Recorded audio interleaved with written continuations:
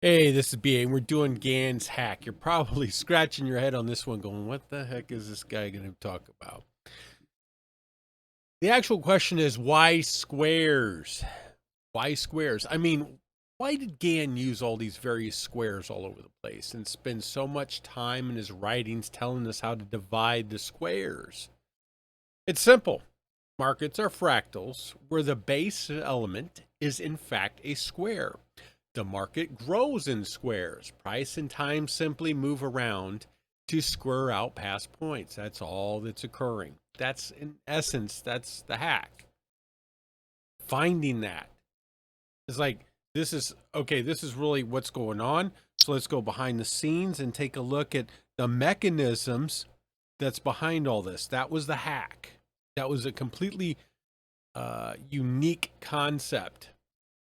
I mean, there was other people that were studying the markets and trying to get behind it and all that stuff. But Gann actually found out correctly how these things were moving.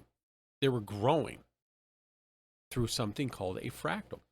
Price and time simply square out past points. And that's what creates future points. A shockingly simple concept when you see it. Take a look at a graph. You'll see it. An example of growth, but also the 45-degree angle was by far Gann's favorite as it allows a simple squaring of price and time. Anytime this angle is put on a higher low and carried out in equal measurements, price and time, when price hits it, price and time are squared. Also, when price stays above the 45-degree line, it is in its square.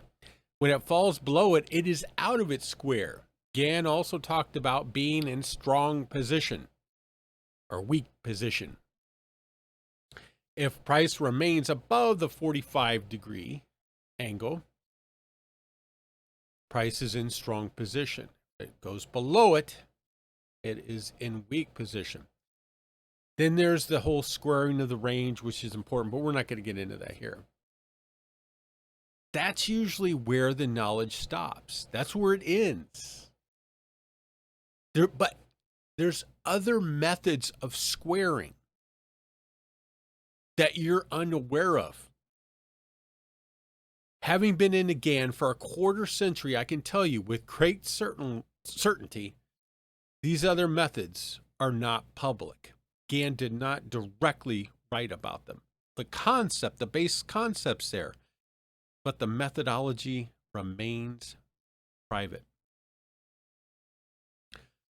Fractal growth, and this is key, this is the essence, makes self-similar but disordered units.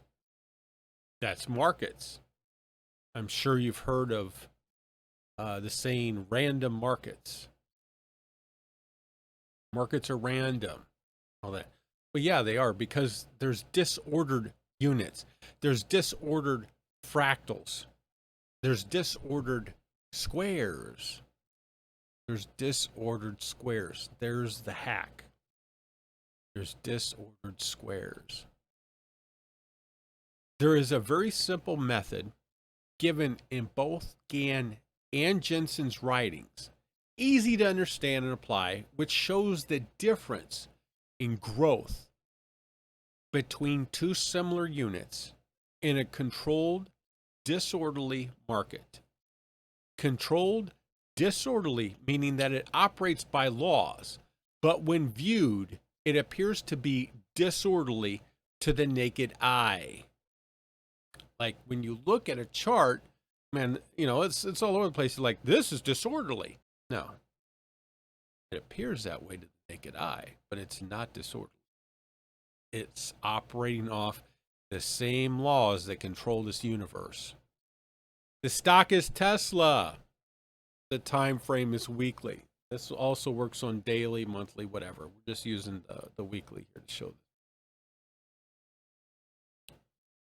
Note that it mimics what Jensen and Gann said to do for double bottoms or tops.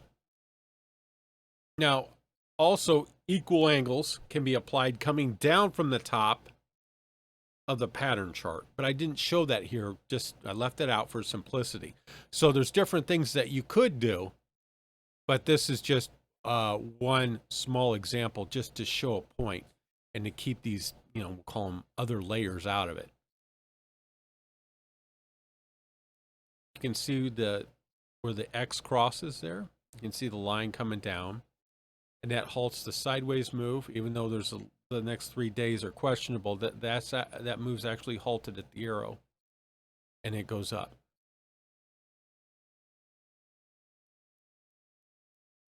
Note the time between the two origins.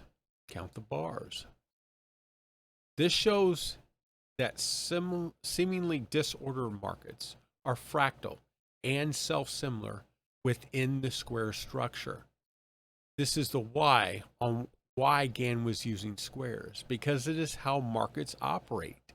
The hack was in isolating these growth principles early in the 20th century, long before fractals became somewhat known to mainstream.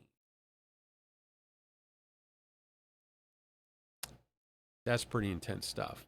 He was way ahead of the curve.